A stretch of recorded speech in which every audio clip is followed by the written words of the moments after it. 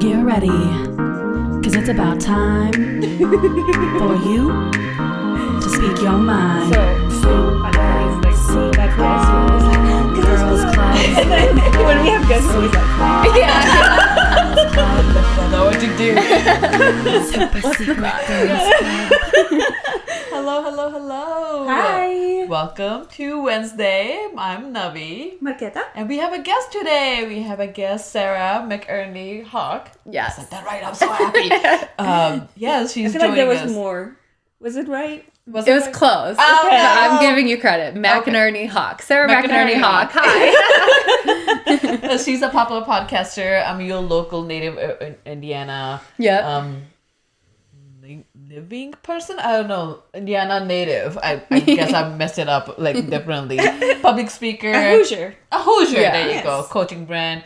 We're excited to have you here. Thank you. Went through all your podcasts and your website, and we learned a lot, and we'll love to learn more. And yeah, so how your day been? How's your week been so far? Yeah. Well, this is an exciting week, Yeah. and I'm like buzzing right now, not only from coffee, but just because this is my last week of my corporate job that I've had for 9 years. So Oh. I am gracefully exiting that. Yay. Thank you. We'll say that instead of quitting. Yeah. That's actually a better way. Yeah. And then it's been a wonderful morning. I got up. I only live 5 minutes from here. So I got up and rode my bike to, there's like a little path I can take to get to just like the edge of Geist Lake. Yeah. Yeah. So I went there, meditated for 5 minutes, rode back. It's like a 15-minute bike ride. So Yeah. that was awesome. And then my dog went out and played with our neighbor's dog while I got some work done. And Yeah. then drove here to this magical place in the woods that I did not know existed. And I've driven past many times. So Well, I'm so glad excited. that you can call it magical. Yeah, and now I'm sitting in a pink chair.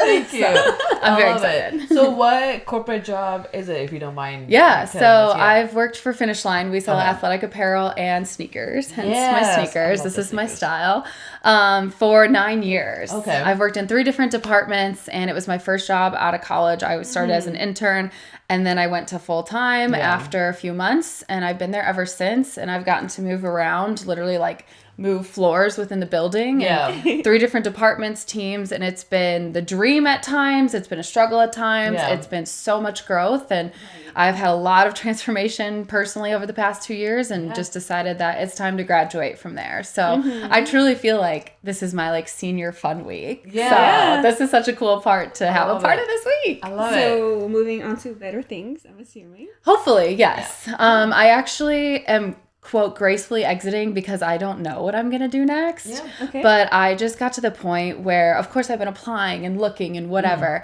But I got to the point where I was like, I can no longer wait for the world to just give it to me. I'm going to have to go get it. Yeah. And so Fair enough. I told my team, like, this is what I would like to do. I would Yeah. like to leave in 4 weeks.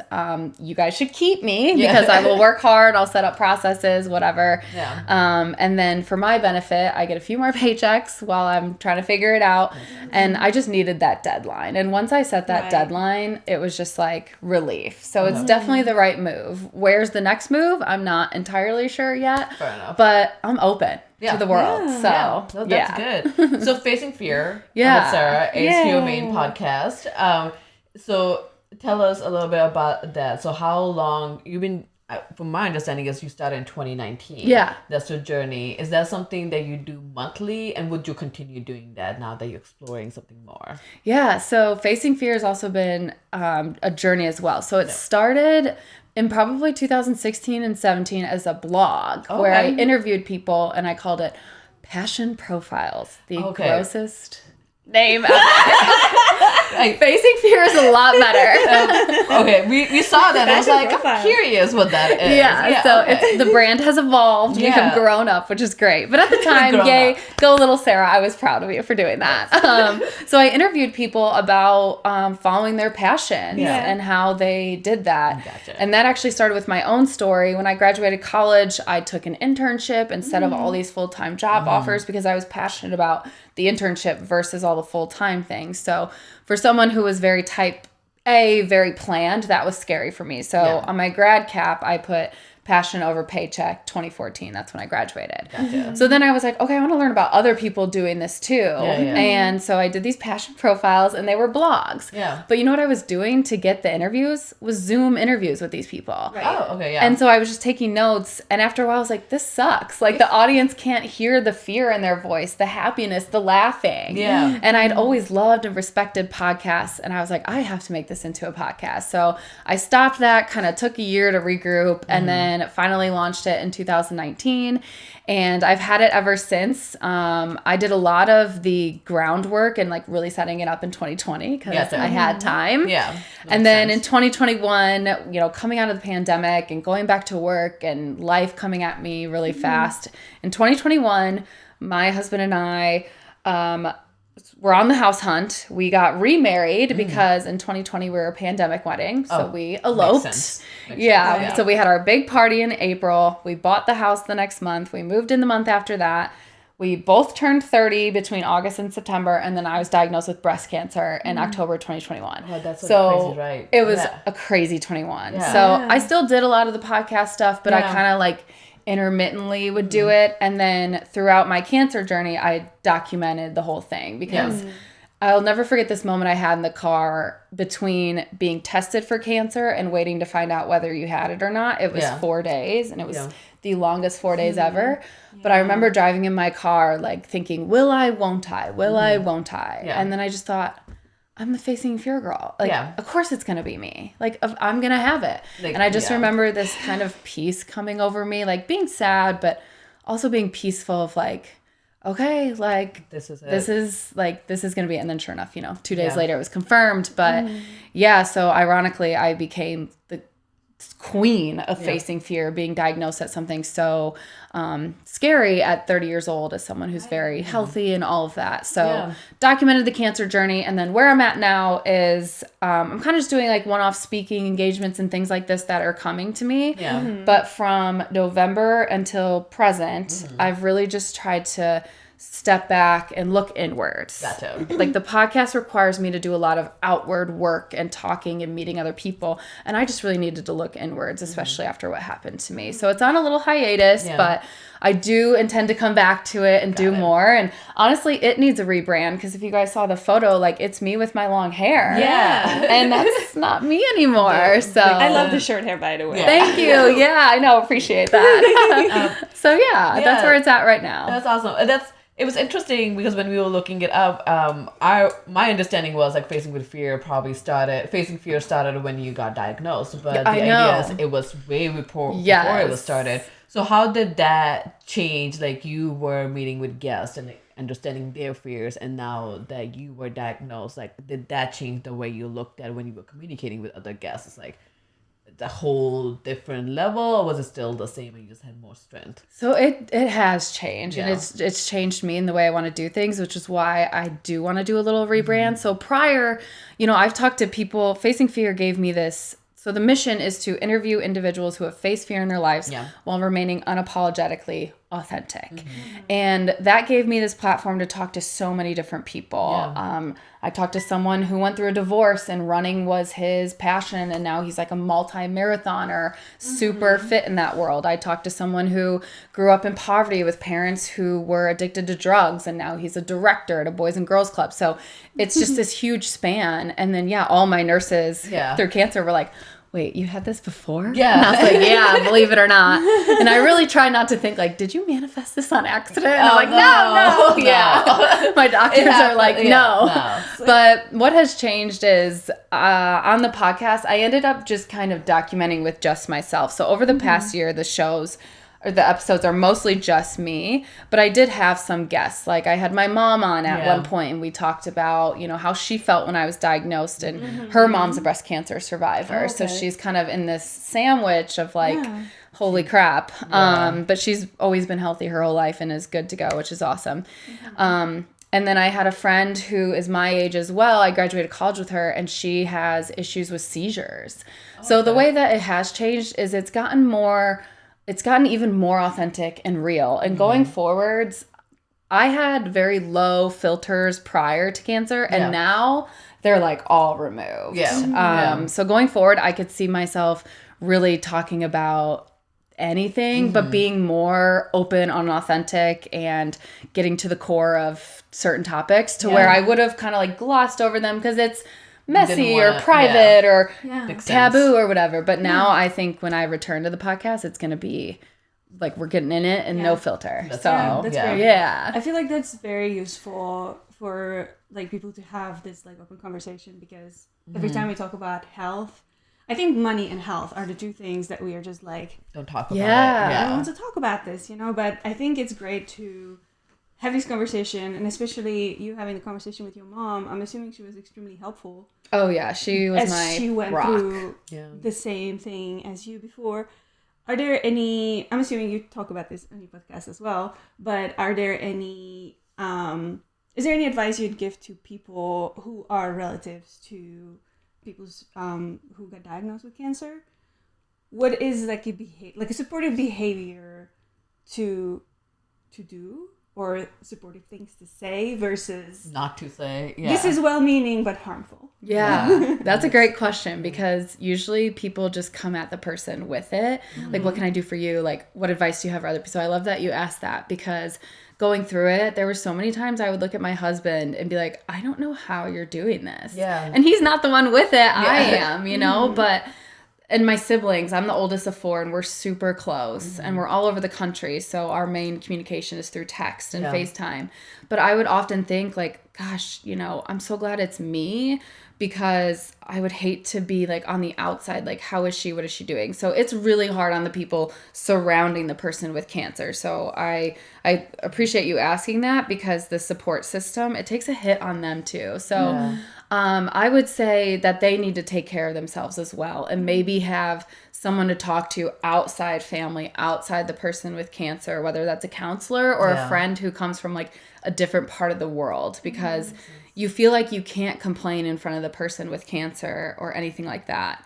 Some things that I did not appreciate is people would automatically say, well, I don't have cancer, but this is going on in my life. And as the person with it, I'd be like, tell me your problems. I want to know your drama. What sucks about your life? Because my life is really hard right now. So tell me your problems. And, all of our issues and our suitcases and our baggage is all different weights and shapes and sizes. So there is no like me setting my bag next down to you and comparing like, Sarah's got the harder thing than Navi. Like, we don't know. So I would say don't shield your cancer friends from like, really hard in my life. Like, I'm not going to tell Sarah, like, no, tell us your problems. Yeah. Because life sucks for us too. So we'll talk. Yeah. And then I would say, I learned this in a book, but people just automatically say, let me know if I can do anything for you. Yeah. And that's just such an empty offer. It's just something cliche that humans say to each other. But I would rather somebody say, I am here for you.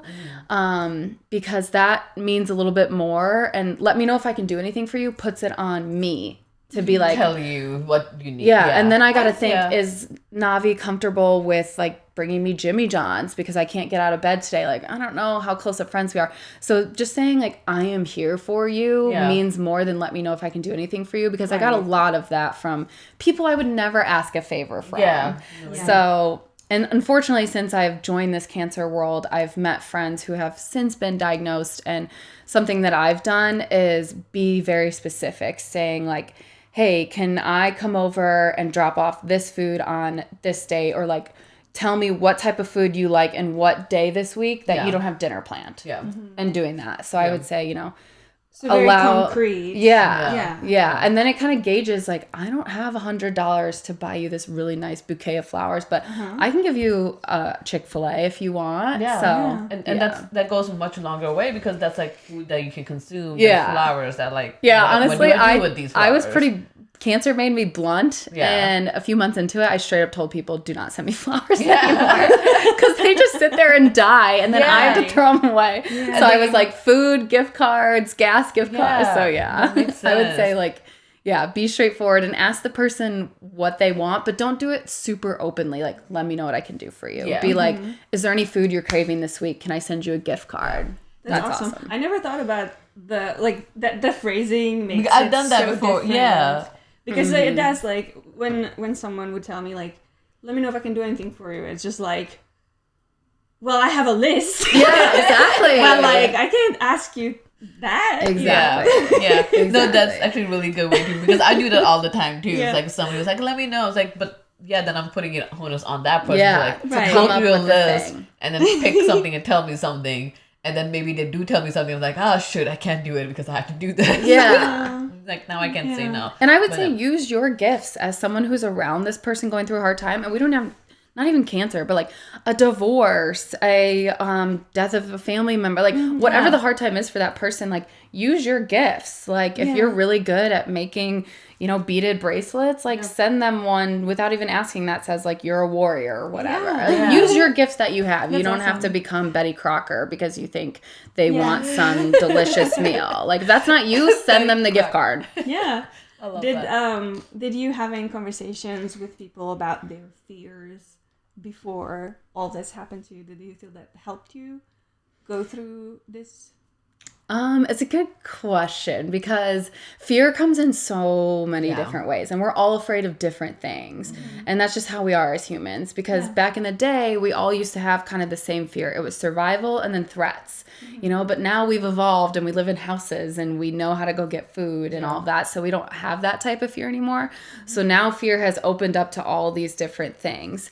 I think that it did help me and I'm so glad I had the brand and the platform prior to cancer because one thing that really helped me through the journey was documenting it and making fun of it and laughing at it and going online. And that's when I started a TikTok that's also kind of on a hiatus right now, but I'll return to it.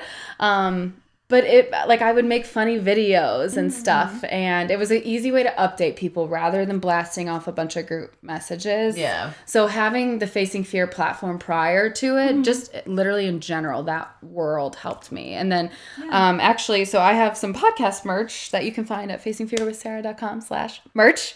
And then I made my own cancer merch. Ooh, so my logo is a lightning bolt. And a lot of the cancer stuff is very girly, especially in the breast cancer world. Very pink daisies.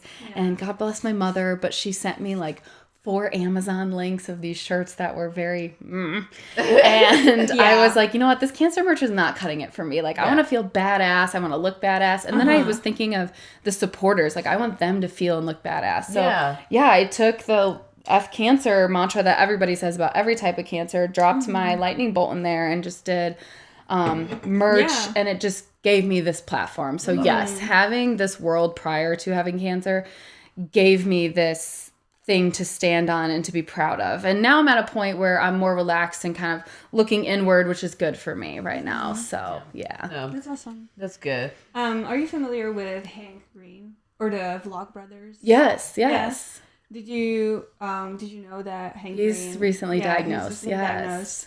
I love how he I watched all the whole video. I need his to. announcement, and it was really well structured. Where he kind of like announced it, like, okay, this is happening. The next section was, how do I feel about this? The next section was expectations, and then the last section was kind of like what I want, where he like was very like communicative on like, if you want to like, I might not be able to post videos as frequently as I was, but I'm probably still going to want to communicate with you guys. Yeah. And so subscribe to my newsletter. Yeah. Because I will probably be able to send out a newsletter here and there over making a whole video. Yeah. So like it was very kind of like good for him being specific. Open. Yeah.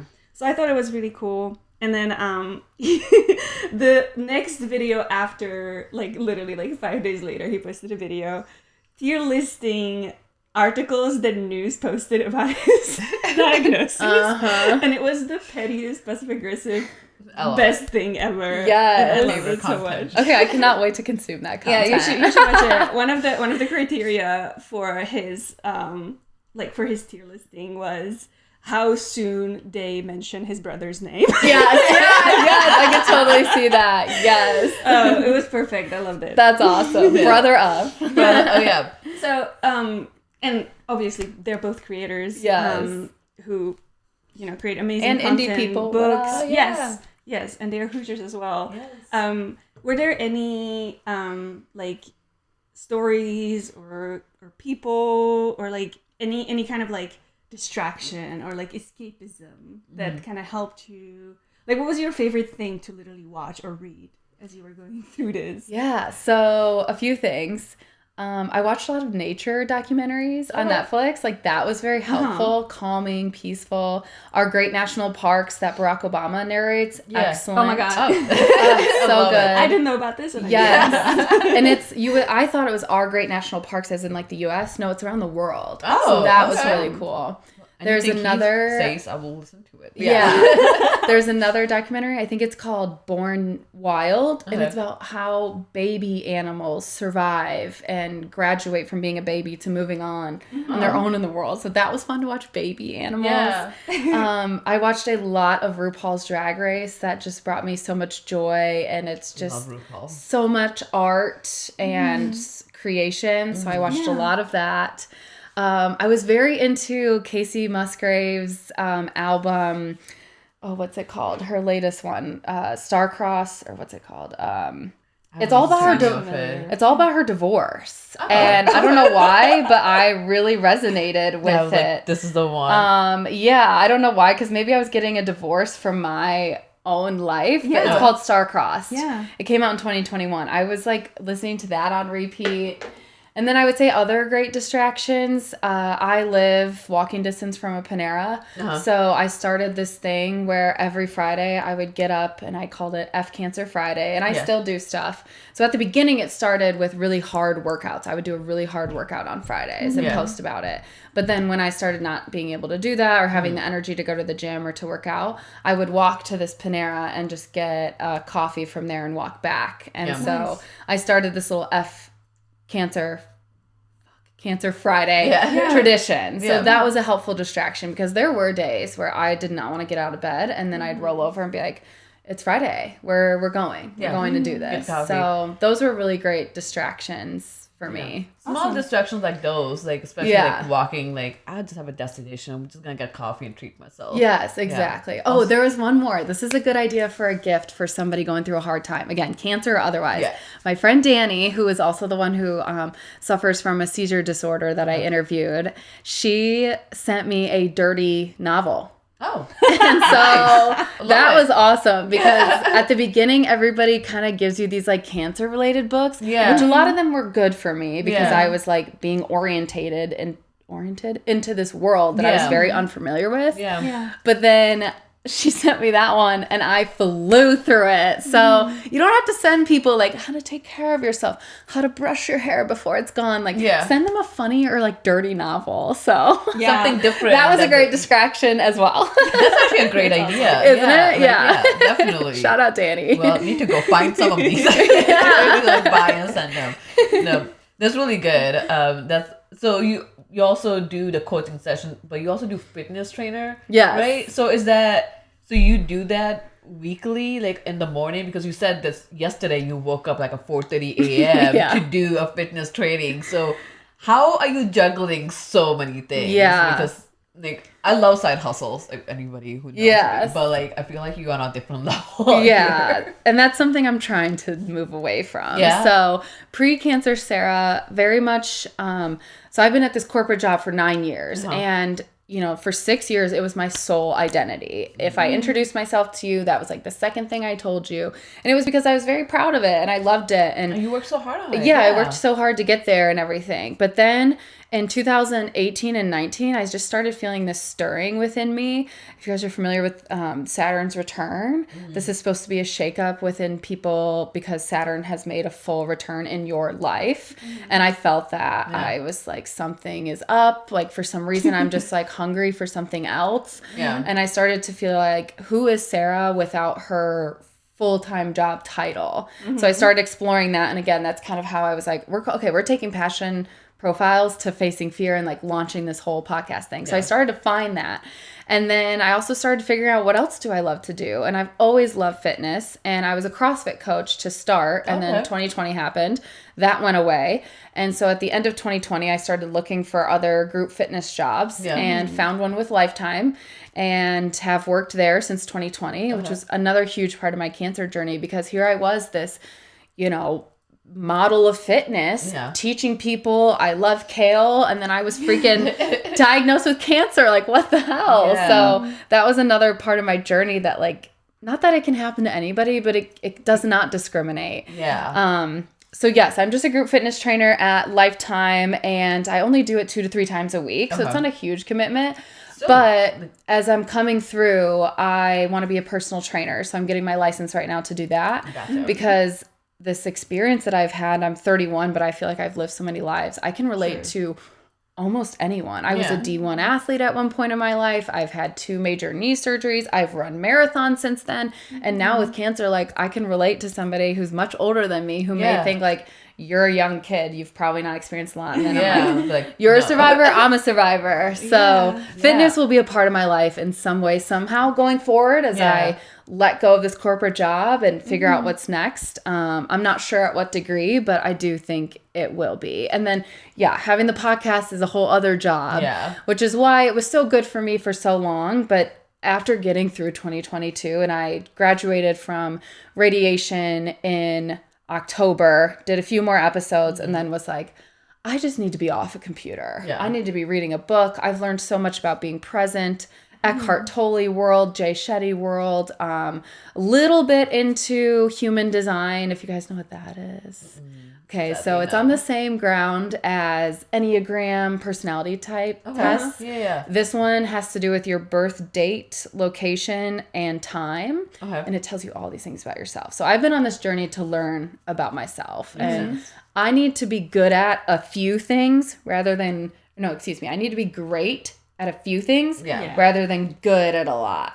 That sounds familiar. So I need to minimize it. And that's what I need to do when I come figure it out. Like, maybe it is a monthly podcast episode, which is totally fine. Yeah. You know? Yeah. So I need to figure it out. Being busy is not cool or exciting for me anymore. I want to be focused. Yeah. And I think that comes with a lot of maturity. Yeah. So now that you're, leaving this job and you're going to have this whole new window of opportunity, talking about fears. Yeah.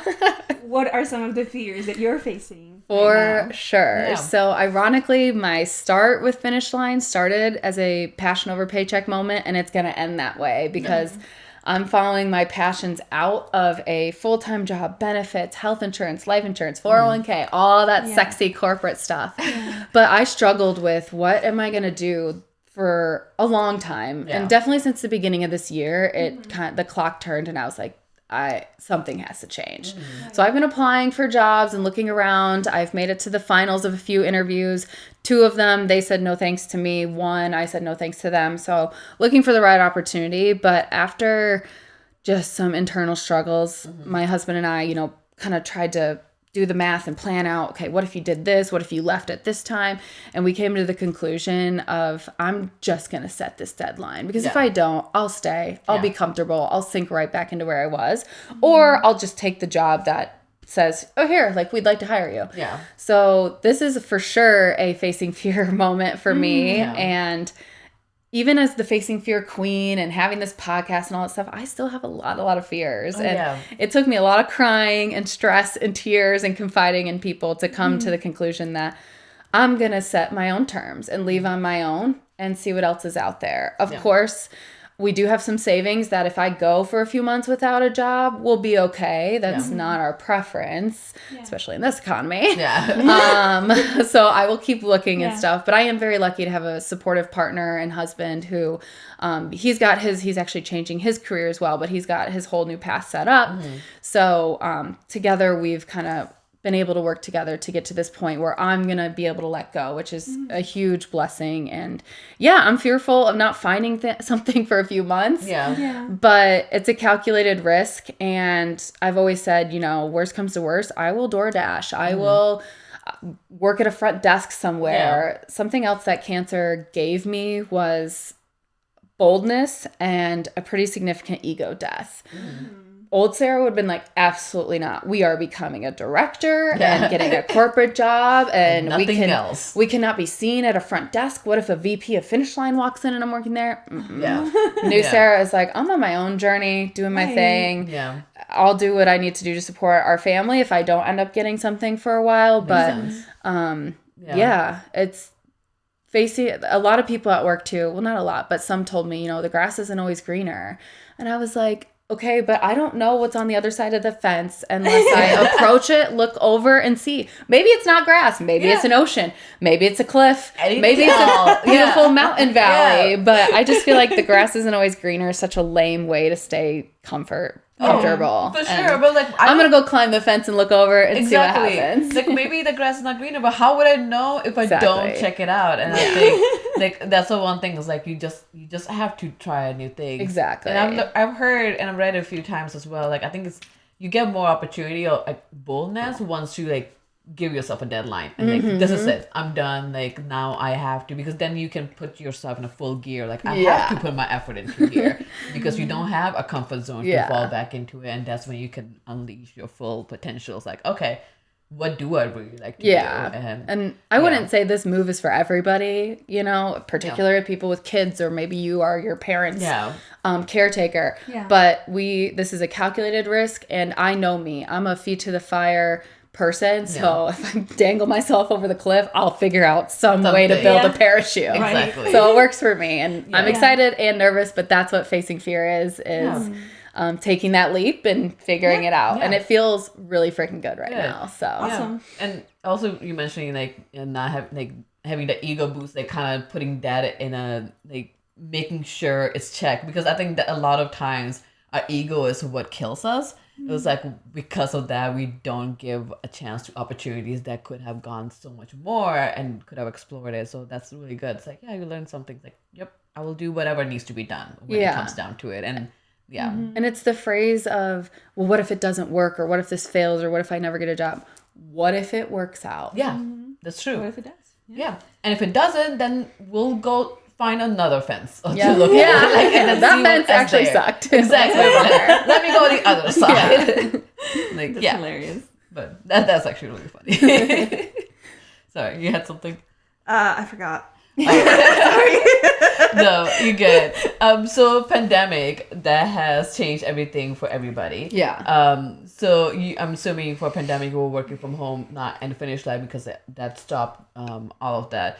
And you were diagnosed after the pandemic. Yes.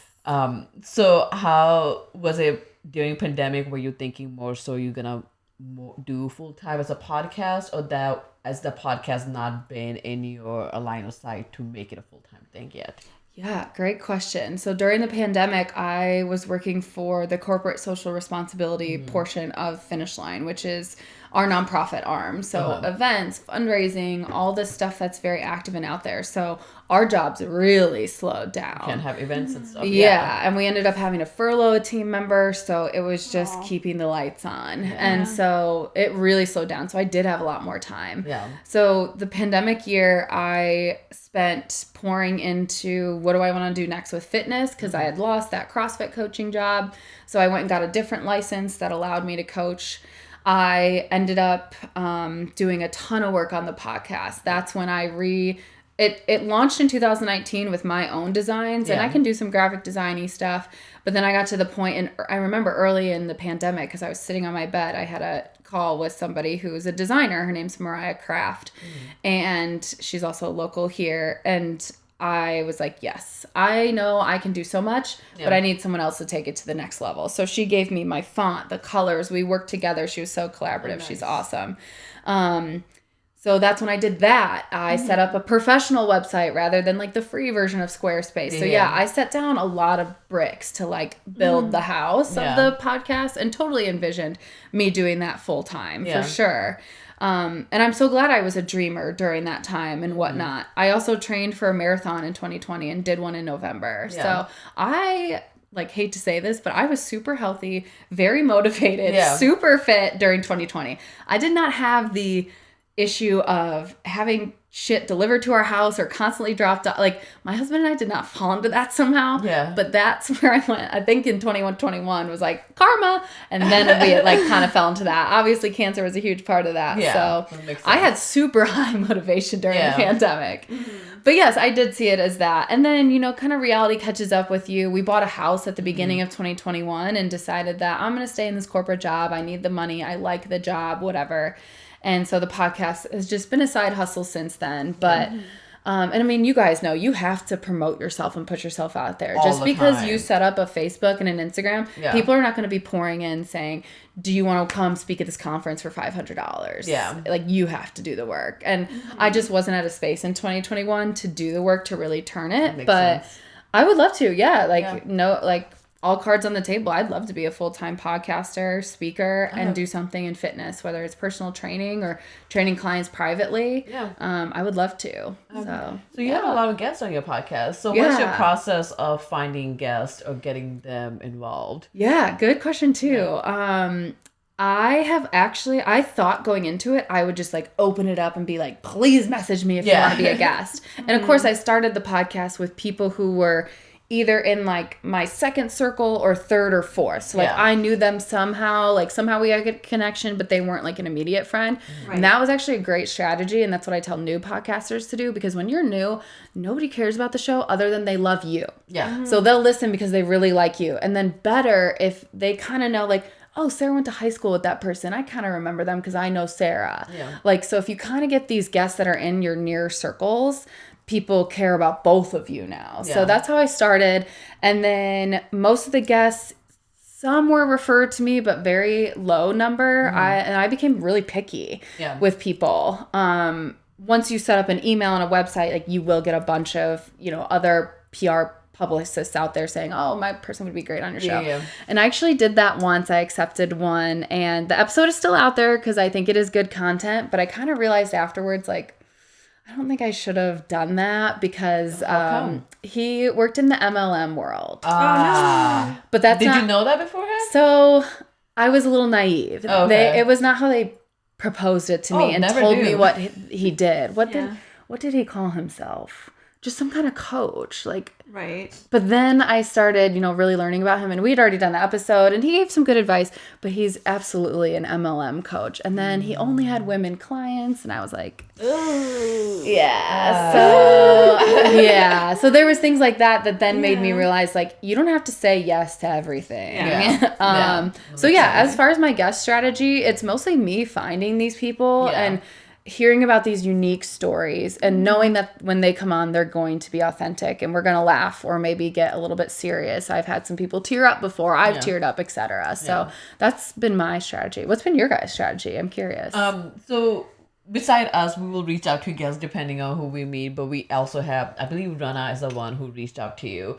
So she's the one who looked for the guest. Ours were all over, right? We have people who are fellow content creators, so we'll have them call in because they're all over the world, so sometimes they can't really be here. But recently, our strategy been locally. We want to meet people locally because, maybe we have a brand that's international, but not a lot of people know us here, and we've been here for 80 years. And this was the best. Yes. You guys sent me the address, I was like, yeah, it's like right here. Yeah, exactly. So like that's been our really strategy for the last few months. Actually, it's like let's meet local people. That. Yeah. There's so many content creators here. Like they don't know us, we don't know them. Why not? Yeah. And also since our content is like very nerdy, related, so we try to stay with that. Every time there's like a convention happening, which there are a lot in Indianapolis.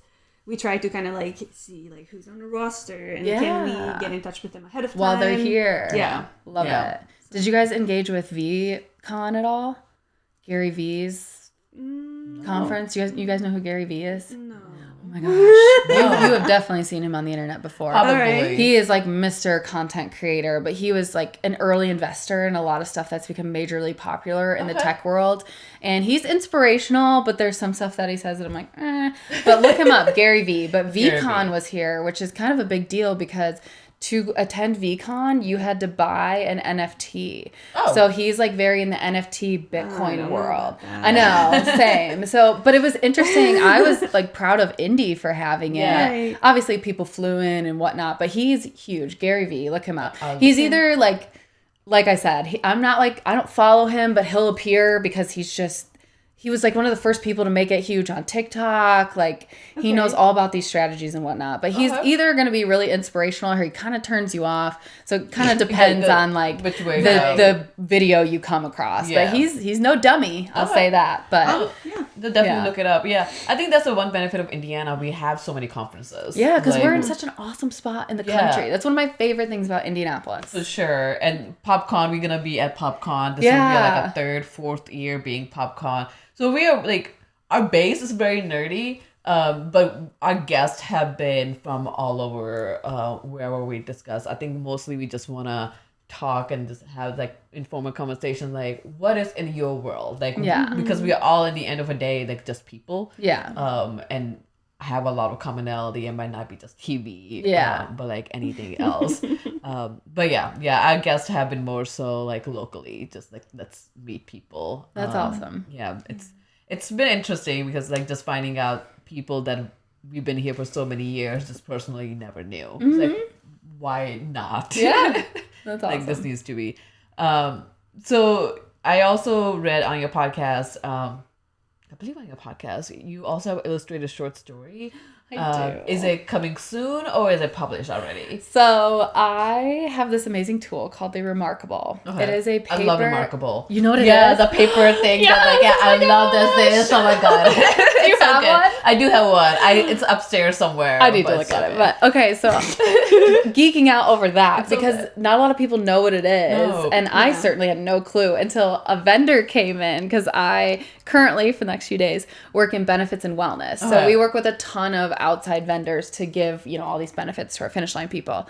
And this guy came in and there was a meeting and he was using it. And I had no clue what the hell went on in the meeting. I was just like, what is going on? And I have always had this issue and fear.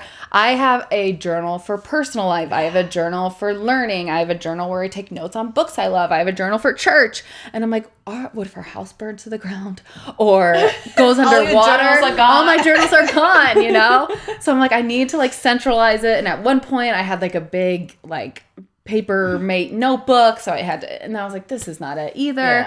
And I've never really wanted an iPad. I don't know why I haven't, but I didn't. But then I saw him using this, and it's black and white. It's very simple, no distractions. And it feels like you're writing on a notebook. Yes. And so I saw him using that, and I was like, oh my gosh. So I started researching it, and I was like, this solves so many of my problems. So it has all my journals in one.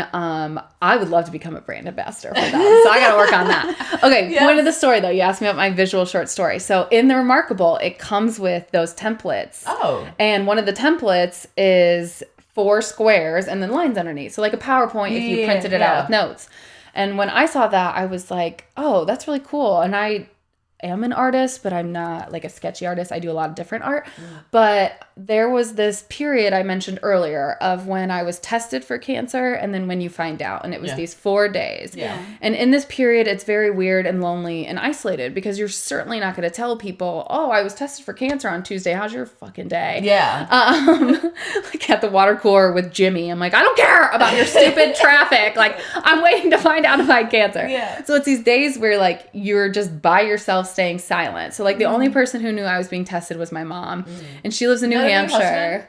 And him. Sorry. Okay, I was gonna say. I was like, however, though, kind of different. So initially, I went to my OBGYN. She felt me up and was like, "Yeah, that definitely feels like a lump." I found the lump myself and then went in. And then she sent me to a breast specialist. And I think when I went to the OBGYN, I was like, "Oh, babe, I'm going to do this. I have this lump." Like for no reason.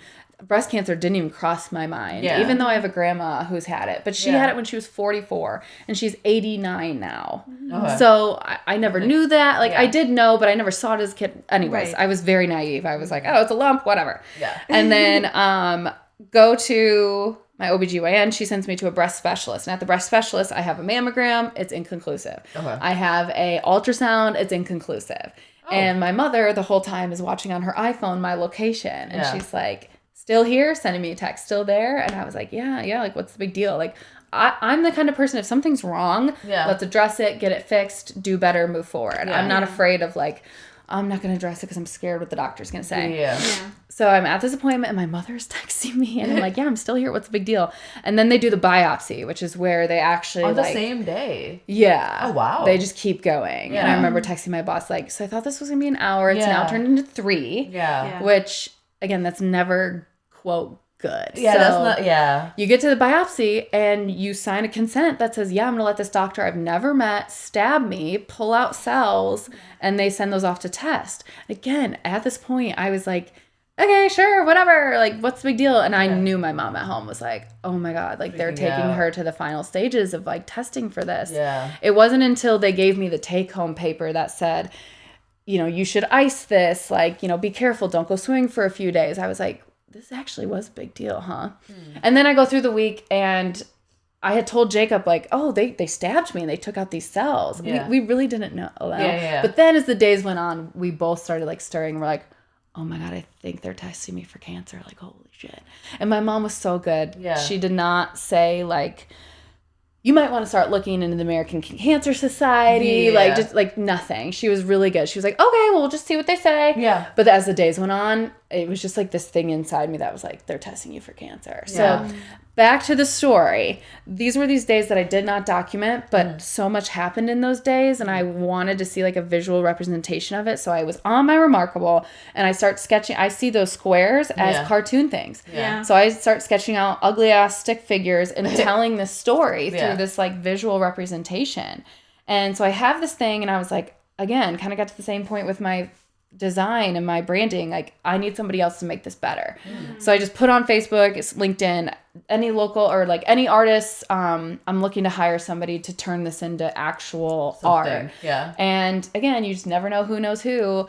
Finish Line is a small town, essentially, my office. It has like 300 to 400 people. And somebody said, hey, Kevin in marketing does this on the side. Yeah. So I knew who Kevin was, but it was like, hey, in the hallway. Yeah. And link up with him. We have a few calls, and God bless him. His name is Kevin Samola. His company is called Samola Studios. He did it for me for free. Oh. And I had gotten a few quotes, and it was a few $1,000s of what it was going to be. Yeah. A few hundred, or at least like over 1,000. And he was bet. like, I think your story's amazing. Like, obviously I know who you are. I know we don't know each other, but I want to do this work for you for free. So he made me this amazing short story that we worked on together that is visual and graphic. Yeah. Or visual and has text. And it's done, and I have it.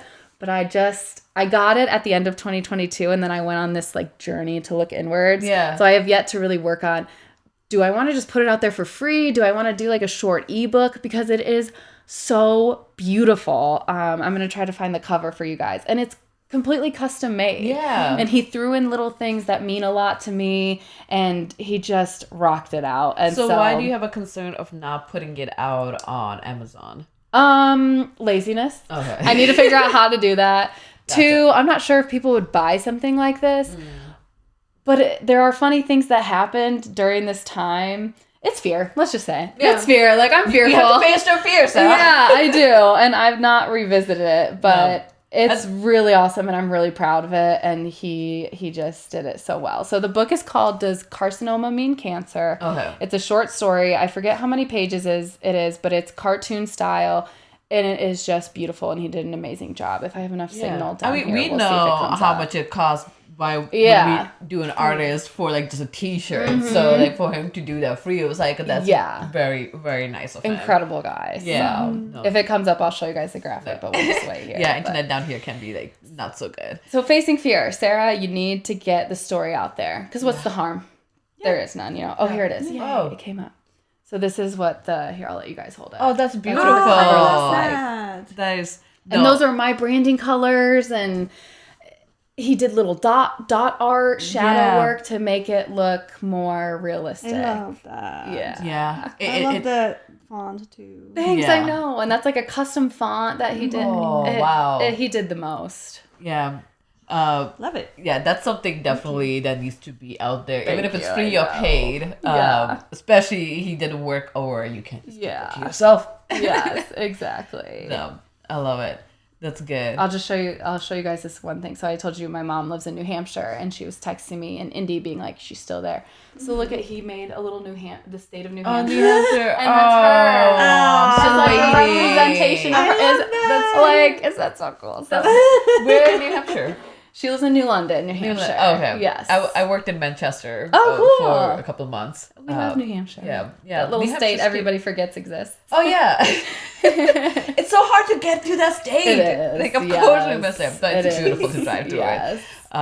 Yeah, no, that's absolutely beautiful. Yes, oh my gosh, I'm design. like sweating now. Yeah. I need to do that. I also get hot flashes from the medication I'm on thanks to cancer, so it's probably a little bit of that. But yeah. So are you on a medication that's like consistent, like daily or monthly, or what kind of? Yeah, so believe it or not, there's a lot of different types of breast cancers. I mean, there's a lot of different cancers, and then even within the breast cancer world, there's a lot of different types. So the type that I have is probably the most common. I have a hormone-driven cancer. So my hormones were feeding the cancer. So they were the food and the fuel for it to grow and to move. So not great as a woman. We have a lot of hormones. Yeah. So that's why it's the most common one. And so I had a bilateral mastectomy because it was in multiple spots in one breast. And then we decided, like, let's just do both. Like having one fake and one real was just not my jam. So that's what I did.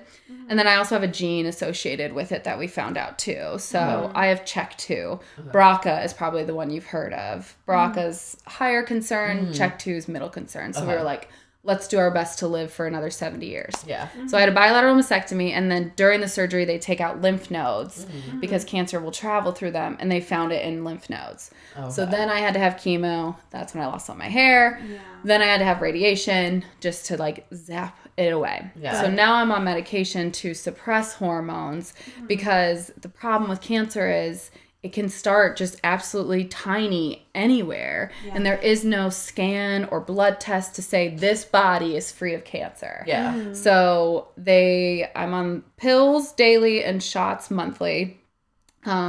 The pills and the shots kind of do a combination of suppressing all my hormones. So I'm in medical menopause at 31. Yeah. Okay. So I get hot flashes, mood swings, stuff, emotional issues like that, bloating. And then the shots actually keep my ovaries alive because I would like to have my own kids one day. Yeah. So that's the combination I'm on. So the shots are like falsely telling my ovaries, like, keep doing your thing, even though you don't have any hormones running. Yeah. And then the pills bring the hormones down. So just in case the surgery, chemo, and radiation missed anything, they are keeping it away. So, yeah. So you said that I don't know a lot about this. So, so like something that you learned going through it. So you mentioned like how there's not really like tests that will tell you like you are completely cancer free. You're on this medication. How long would you have to be? Is it something that just maintenance that you have to do a continuous? Like what does that look like? So usually for people who have the type of cancer that I have, it's 5 years. Okay. And obviously without hormones, you can't get pregnant, you can't, reproduce. Yeah. And so my husband and I are 31 now. We were 30 when we were diagnosed. So prior to all my stuff, before surgery, we did IVF. So, and we were actually fortunate that his sperm was totally fine. Yeah. So we have frozen embryos waiting for us. Oh, good. Which is awesome. So they want you to do this for 5 years. So by that time, we'd be like, 37? Yeah. And trying to have kids for the first time. So that's scary. And and this is another thing for just anybody to know. Advocate for yourself. So between myself, my husband, and my medical cancer team, we came to the conclusion, I'm going to do this for 2 years. And then we're probably going to try to get pregnant. We could get pregnant on our own naturally because there were no signs prior that we were going to have an issue getting pregnant. But cancer and all this stuff puts your body through a lot. So we are going to go get an embryo and try to get pregnant that way. But yeah, for some people it sucks. Like we weren't dying to have kids prior to cancer, which I'm thankful for. We were definitely interested and know we wanted it, but we weren't like, really want to have a kid this year. Yeah. But my heart goes out to women and families who have this life interruption because now you're going to be a lot older, which is fine. We can get pregnant late 30s, mid 30s, early 40s. There's geriatric pregnancy thing is not, it's a thing, but it's not as intense as they would have told us back in the day. Get pregnant by 22 or you're going to never have kids. They will die and shrink away. This is the plan that we're okay with. And that looks different for everybody. So I'll be doing this for 2 years.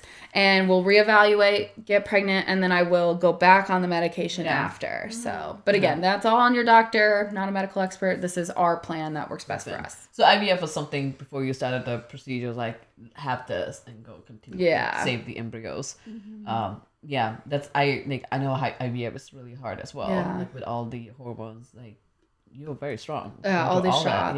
With all the shots. Truthfully, the worst part of IVF was, I think I had to take 2 shots a day. One was in the morning and one was at night. And everything is timed and very specific. My one at night was at 9 p.m. and I usually go to bed between like 9 and 10. Oh, wow. And so at 9 p.m. I'd either be like already in bed or like comfy up on the couch, and then my alarm would go off and I'd be all cozy because we did IVF in November. And I'd be like, mother. So I'd have to get up and like take off my blanket and my robe, and like being cold was the worst part of it. Those shots are pretty little and not very painful in my perspective, but I'm also someone who's had multiple knee surgeries. I was really sick with a weird form of pneumonia in 7th grade. So I'm used to like, shoot me up, whatever. Fair enough. I have multiple tattoos, so I'm fine with all the medical stuff. But IVF is definitely hard in general. And it's another thing that I can definitely relate to people on going through IVF. But it is very different experience mentally, emotionally, if you are seeking it for fertility issues or for my situation, which was cancer. Like, that's a whole other thing. But yes, IVF is definitely challenging. And my heart goes out to anybody because everybody else gets to go, oh, husband, wife, or wife, whatever. Let's go on a date. Maybe get a little tipsy, come home, have great sex. And then you're pregnant the next day. And I'm like, screw you guys.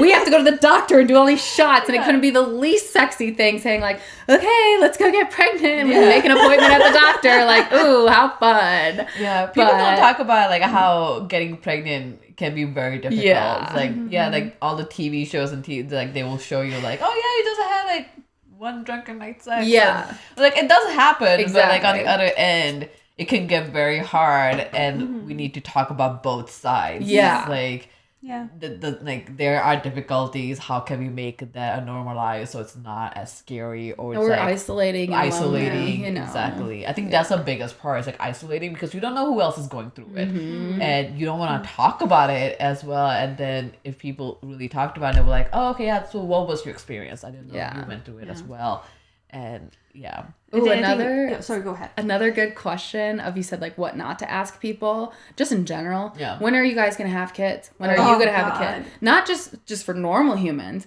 but also for people like me, because my response would be like, oh, I had cancer and I'm currently recovering from that. So I don't know. Yeah. You know, like that's a question not to ask anybody in general. And then particularly like with people, you have no idea what their health history is. Exactly. No idea. Well, so what they're going through and I all mean, that. I think the better question may be like, oh, are you guys interested in having kids? I don't know. Just not the when. Not the when. The when is that the bad part. So definitely. Yeah, and now like another thing, breastfeeding is kind of the same thing. Like, oh, are you gonna breastfeed? Are you guys gonna breastfeed? Like, why aren't you breastfeeding? How is that anybody's business? And then there's people like me who's like, I would have loved to, but now I have fake boobs that don't function anymore, so I won't be breastfeeding. And I'm a part of this group on Facebook called Babies After Cancer or something. And so it's all these women who have gone through breast cancer and now have babies. And a lot of them have these signs made that say, this mom is a survivor, please don't ask about breastfeeding.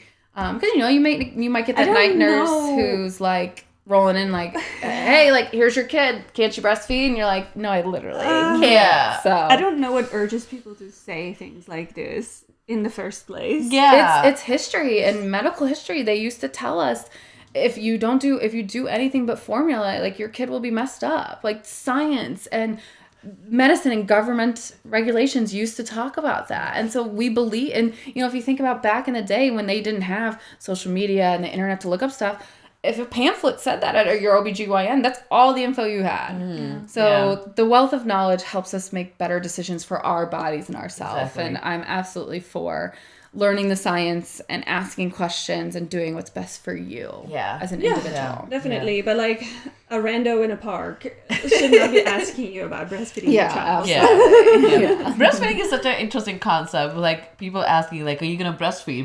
But if you do it in front of me, that's a big taboo. Which you should breastfeed your kid, but just don't do it in front of me. Like, prior to cancer, one of my fears was breastfeeding. Because my nipples are very much a part of my sexual life, and I liked my boobs and all of that.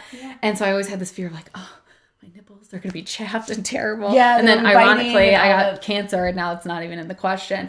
But if I still had my natural boobs, I'd be whipping it out anywhere and everywhere. Right. Like I grew up walking around the house like naked, and I still do sometimes. And my husband's like, oh my God, like we live in a 1-story house. You can't do this anymore. But I'm just like a very like open person. Yeah. So I would have been whipping it out in a park, playing, like obviously not in people's faces. Yeah. But I would have been like, oh, let me like hover in the corner to breastfeed. But I get why people do that, because society, like you said, let me ask you about this, that, and the other, but don't put it in front of me. Don't put it in front of me. And then I was like, it's not like you don't even see anything. Beautiful, and it's incredible. It's a beautiful do you not want the kid to be fed? The kids that you want, that you're all for. Mm-hmm. Yeah. It's weird. Yeah, lots of contradictions. We have a lot of contradictions. No, for sure. But yeah, I think we are about 11, and I and Spencer need to come through it. But overall, with all of your journey that you had, and thank you for sharing like what we should ask, what we shouldn't ask, because I think that's something that we are learning curve for all of us all the time. Like most of our topics that we talk about as DC is like, wow, you compliment like women, like they compliment it this way, don't say this. It's like that always comes up. So that's always really grateful. Do you have any podcasts lined up for any of the guests, or are you for now just taking hiatus, really looking inward, and then taking a break? Like once you are done with your corporate, are you gonna take a week or two off and do, I don't know, vacation? Yeah. So actually, one thing I do know that I'm doing is my husband. He used to work in the school system, and now he's changing. The best way to describe it is he's changing industries. He'll still be a mental health counselor, but not in a school system. So he'll no longer be on a school calendar. He'll be on a calendar like the rest of us, 8 to 5, whatever. So he will lose his summer and his fall and his spring breaks that he had with the kids. Yeah. So his summer starts this weekend. Okay. And my last day's Friday, as is his. So we are going on a road trip to Denver and back with our dog. Nice. And we're stopping in Kansas City, where my sister, her husband, and my nephew is. So it was like the perfect halfway point. Yeah. And then we're going to spend some time in Denver. I have a lot of friends in Denver. I have some from college, some from high school, some from wherever else. So that's one thing I do know we're doing, is we're going to take this trip and just be super present. And we've done a few road trips before, but nothing like this, and nothing with our dog. So we're really excited to bring him. And after that, I will probably continue to look inward. You guys are definitely motivating me on my short story, so I need to do that. Yes, and beautiful. Figure out what I want to do with the podcast. Like I said, it needs a little bit of a touch-up, little rebrand, because it takes a lot of time. We've had now I'm in this post-cancer Sarah era.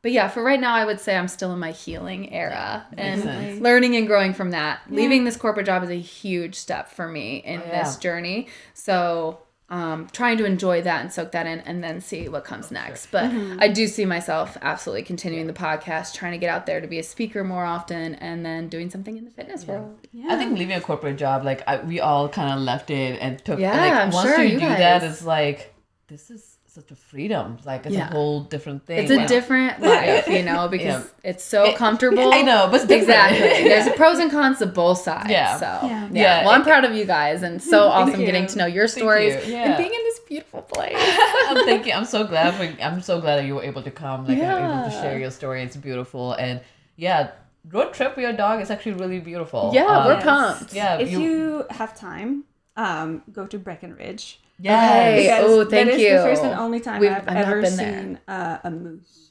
Cool. Like live in front of me, and I was like, that's awesome. That's great. Yeah, we have loose plans right now. Good. So thank you for the recommendation, because I've not been to that place in Colorado. I've been to a few places, but not there. So. And a lot of gas stations have small dog parks, so you can just be like, all right, here. Stretch your legs and go do that. We did that a while back, so that was fun. Thank you so much for joining. Would you like to tell our audience where they can find you? Sure. Thank you guys so much for having me. Again, my name is Sara McInerney Hauck. You can find me on social media, Sara McInerney Hauck. Your best way to find that is Sara, Sara MCI, and then the rest of me will pop up.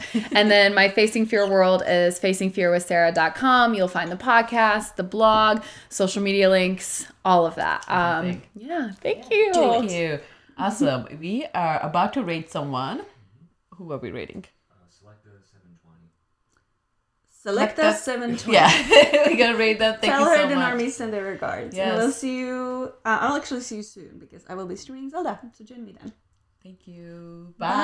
Bye. Get ready. Perfect. Because it's about time. Thank you so much. Thank you guys. Can we get a photo? Yes. Sign? I'll come sit on the couch with you guys. Absolutely. And then I definitely need to. Girls Club. Secret. Girls Club. Super secret Girls Club.